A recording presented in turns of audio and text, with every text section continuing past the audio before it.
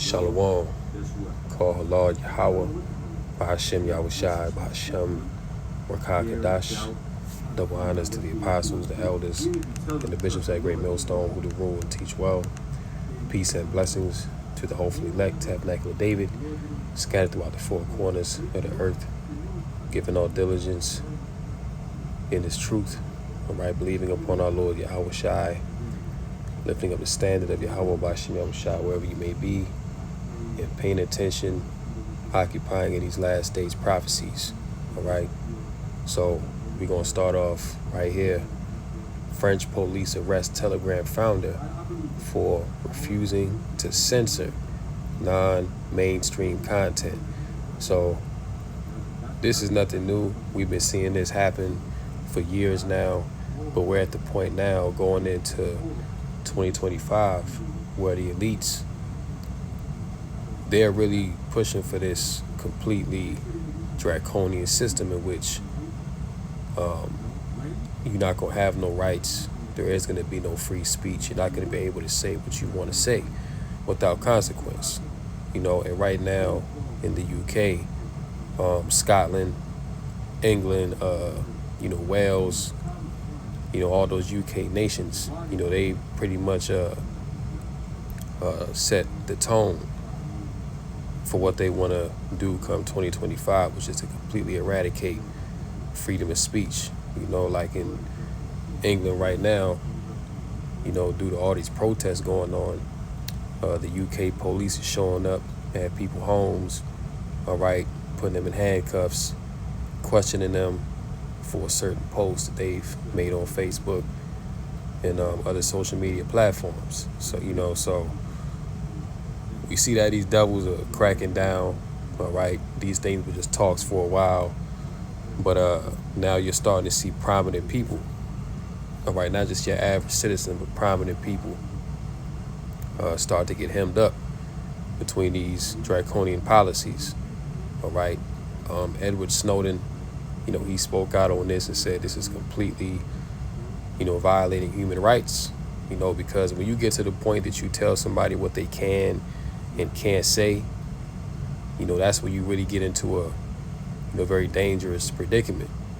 See, because really what they want to do is, it starts with people like this, it starts with the so-called truther community, which the Israelites, technically would be a part of that. Only thing is, we're coming with the Bible, we're coming with thus saith the Lord. All right, so what we're saying is, validated, what I'm saying? But even these people, all right, which I'm not sure if this guy was exposing certain things, or just the fact that he was the founder of Telegram, which, Telegram is an app, that's encrypted like WhatsApp, what I'm saying?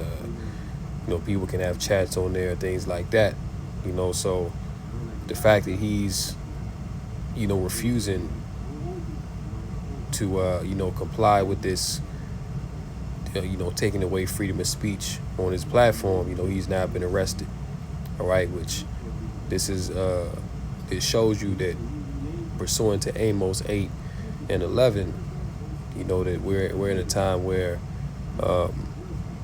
freedom of speech is about to be no more. This ministry is about to stop real soon, right? So it says here, the Macron regime in France has arrested the founder of messaging app Telegram, Pavel Durov, due to his refusal to censor non-mainstream content on the platform.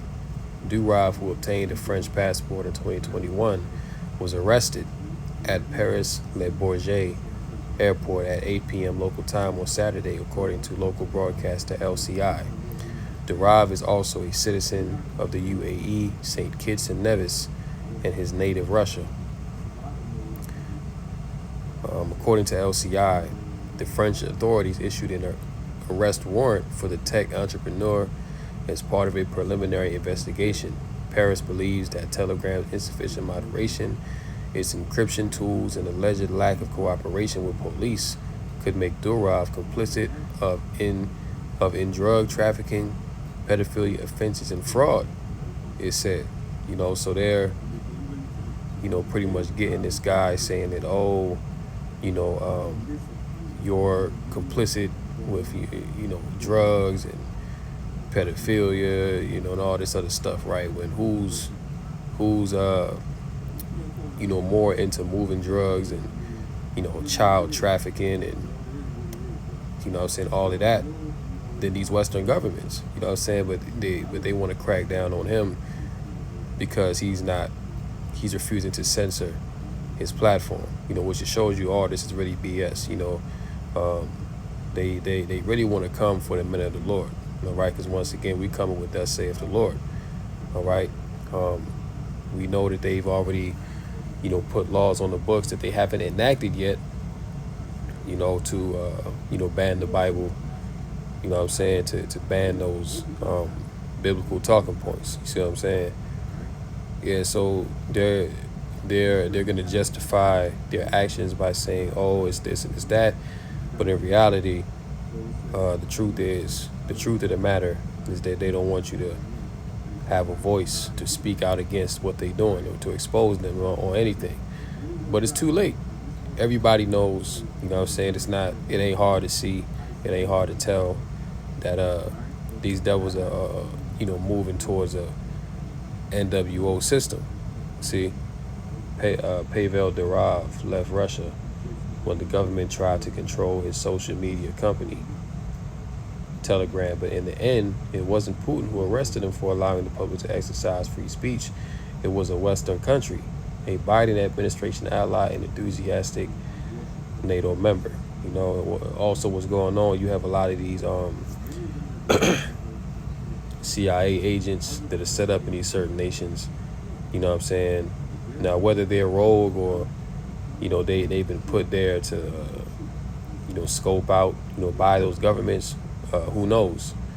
But you have a lot of these operatives in these nations that are set up to collect intelligence, that are, pretty much to keep an eye on, those that could potentially be a threat or that they have deemed as a threat, all right? So when they step out of line or, they kind of get too big for their britches, here they come now, they're going to arrest you and, bring you up on charges, all right? Due to being a French citizen, the Telegram founder may also face accusations of violating sanctions imposed on Moscow by the EU due to his contacts in Russia. Durov's arrest warrant was only legitimate on the territory of France. He made a mistake tonight. We don't know why. A source close to the investigation told TFI and LCI. In any case, he's locked up. All right, so this guy's through. You know what I'm saying? And he's pretty much the sacrificial lamb. All right, because if they came for him, and this guy got money, you know what I'm saying? This guy got status in these certain circles. You know what I'm saying? But even he's not safe. All right. Now they've been talking about the same thing for Elon Musk. They've been telling him to censor Twitter, and he hasn't done it. Now, me personally, I believe that Elon Musk, he's controlled opposition. Because he's being used to push that Neuralink. You know what I'm saying? He's being used to push that MOTB. You know what I'm saying? So I think he's been set up by the powers that be to once again be controlled opposition, so that when certain things occur, they'll fake it like, oh yeah, we're gonna arrest Elon Musk, but that's really gonna be the precedent for them to just shut down all free speech on these platforms. You know what I'm saying? And this thing is coming sooner than what you think. All right, let's go to First Peter.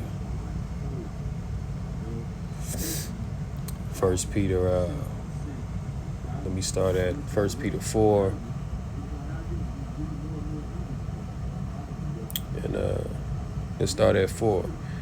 Wherein they think it strange that ye run not with them to the same excess of riot, speaking evil of you. Who shall give account to him that is ready to judge the quick and the dead? For this cause was the gospel preached also to them that are dead, that they might be judged according to men in the flesh, but live according to God in the spirit. Verse 7 is the point. But the end of all things is at hand. Be ye therefore sober and watch unto prayer, right? So the end of all things is at hand, all right? Because Yahweh Shah told us that in the last days, you would see wars and rumors of wars. The love of many would wax cold. People would betray one another. You see that, pestilence would arise. All right, so all these things that you're seeing is a sign, as it says in verse 7, that the end of all things is at hand. All right, so we're supposed to be very vigilant in this time. Continue to watch, continue to pray, continue to seek the Lord while he may be found. All right, because all these things that you see happening is going to culminate to one large event that's going to cripple the morale of the people. It's going to be a lot of confusion out here. It's going to be a lot of death. It's going to get wicked out here, man. Even more wicked than what you see right now. Okay, so this here report's coming out. Cyber attack at Port of Seattle is the latest example of increasing threats to critical infrastructure. And check it out, right? How many cyber attacks, have you had this year alone? All right. Remember, earlier this year, you had the major cell phone carriers. Their service went out. Like you've been having problems with the internet. Banks have been getting hit left and right. You see, now these ports are starting to be hit, which the fact that these ports are now getting hit, that's going to affect what? The supply chain. All right. And what did you see happen, last week? You saw that Canada, their rail lines were shut down. I'm not sure if they've came back up, but more than likely it's still down. You know what I'm saying? So these supply chains are being hit. All right. Work is being dried up as well. All right. Remember earlier this year, the port of Baltimore, that whole bridge was shut down, man. And that port is still shut down to this day. They haven't reopened it. All right. So you've been seeing bridges collapse. You've been seeing cyber attacks on the ports. Just all kind of stuff going on. The banks. You know what I'm saying? People's private money is being affected. Work, business is being affected, man. So we're in a very volatile time where things are very fragile. All right.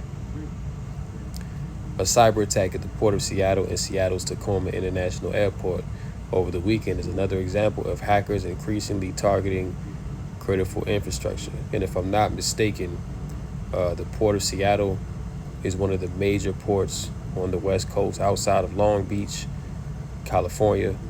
That's a major port. So this is very significant regarding trade in America. It says details are not yet available about the nature of the attack in Seattle this weekend and whether there was any data breach. The outage, which is still ongoing, did not impact flights or security checkpoints, but it did cause delays to baggage services and many screens inside the terminal showing flight information weren't working. The port said Saturday that its maritime facilities' phone systems were down. The port and airport's websites were also down, as well as email and phone services for port staff. It says threats to ports are growing, said Michael Morgenstern, partner with Dayblink Consulting, a firm that specializes in cybersecurity. He pointed to the DP World hack in November that disrupted Australia's biggest ports operator, the huge Maersk attack in 2017, and an attack at the Port of Houston in 2021. Morgenstern said two different attackers' populations are responsible: criminal enterprises and nation states. All right. So what makes a port or an airport an attractive target for hackers? Valuable data, for one. Yeah, because when you consider a port and an airport, you got millions of people, that go through TSA, give over their IDs and things like that. Passport information, So there's a wealth of information at these certain venues. All right. So these cyber attackers, You know what I'm saying? Which I just believe, due to the evidence and what we've been seeing for a long time, that these people are set up, paid by the CIA, or they are CIA operatives, being, um, set up to pull these things off. All right, because you just had a data breach of pretty much every American's social security, which we've gone into that. We already know what that's all about. You know what I'm saying? Now you having cyber attacks continue to happen on main points of data entry. All right, so all these things, what you're seeing is leading to a crash. This is what we've been telling you. All right, life as you know it now, it's gonna pass away, man. The fashion of this world is pretty much done. You know, they sell the data on the dark web, ransomware attacks. Attack is profit. Because data is pretty much a name of the game. Like, if you got some data, some information, like for example, let's say that your bank account was to get hit or hacked into, right? And for a ransomware attack, they tell you, hey, if you want your account back, if you want your information, you got to give us X amount of money. You see what I'm saying? Whatever number it is, that that's what you got to pay. You know what I'm saying? Otherwise, your information is put out there on the dark web, and people can use that to do whatever, pretty much ruin your whole life. You know what I'm saying? So these ransomware attacks, they're getting more intense. They're getting more frequent.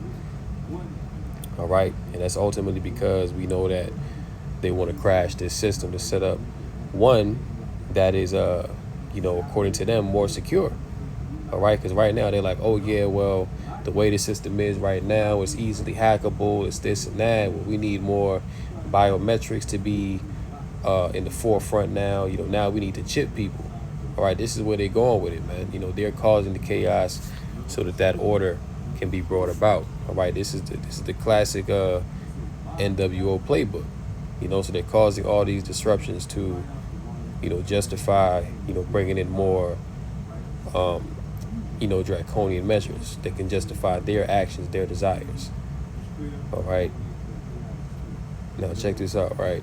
To help prevent future attacks, Morgenstern said there needs to be increased security of devices, controllers, and other technology that contribute to port operations. Now, I wonder what that would be, right?